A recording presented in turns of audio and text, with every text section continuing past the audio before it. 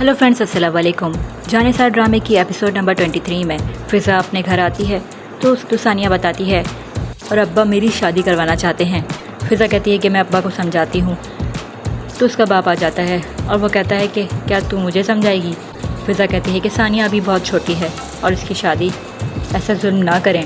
उसे बहुत समझाने की कोशिश करती है लेकिन उसका बाप नहीं मानता और कहता है कि तू भी यहाँ से चले जा, आइंदा इस घर पे नहीं आना, तेरी शादी करवा दी है ना, अब इस घर से तेरा कोई ताल्लुक़ नहीं है। उसको भगा देता है।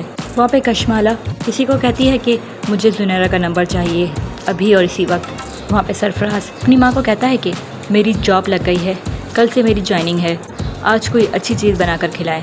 तो उसकी माँ कहती है कि तुम्हारी बीवी अभी तक गई हुई है, वापस नहीं आई है। फ़िज़ा घर आती है और किसी की बात नहीं सुनती, अपने कमरे में चले जाती है। उसकी सास बहुत नाराज़ होती है। फ़िज़ा अपने कमरे में आके बहुत रो रही होती है और अपने बाप की बातें सब सोच रही होती है। वहाँ से उसकी सास आ जाती है और कहती है कि मैं तुम्हें कुछ कह रही थी, तुमने सुना नहीं।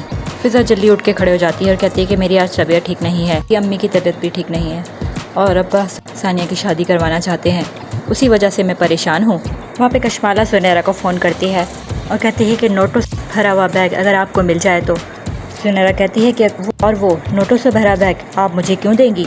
तो कशमाला कहती है जो काम तुमसे करवाने वाली हूँ उसकी कीमत है ये। वो कहती है कि दुआ को नौशेरवान की ज़िंदगी से निकालने का काम। जुनैरा कहती है और मैं ये क्यों करूँ।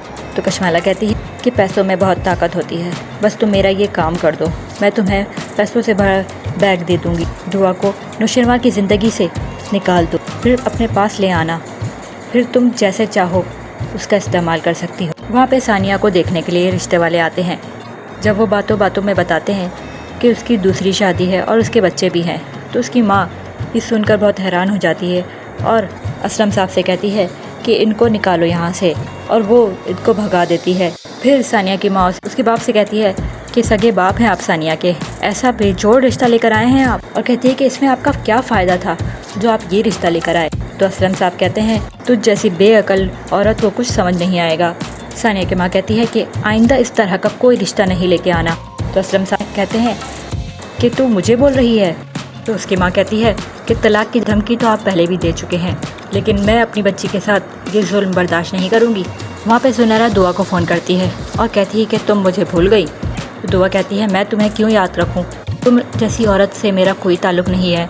जुनैरा कहती है तुम्हें क्या लगता है कि तुमसे इतनी बेखबर रह सकती हूँ मैं। दुआ से कहती है कि कोई ज़रूरी काम है तो बताएं, वरना मैं फ़ोन बंद कर रही हूँ, मुझे आपसे कोई बात नहीं करनी। वहाँ से नौशेरवा आ जाता है और वो कहता है कि डिनर पर चलें। क्या हुआ, कुछ परेशान लग रही हो।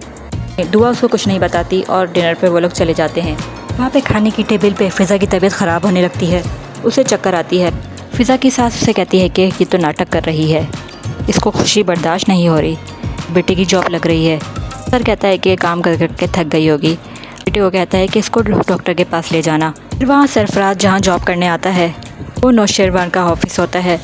बस उसकी पर्सनैलिटी देखकर बहुत मुतासिर होता है।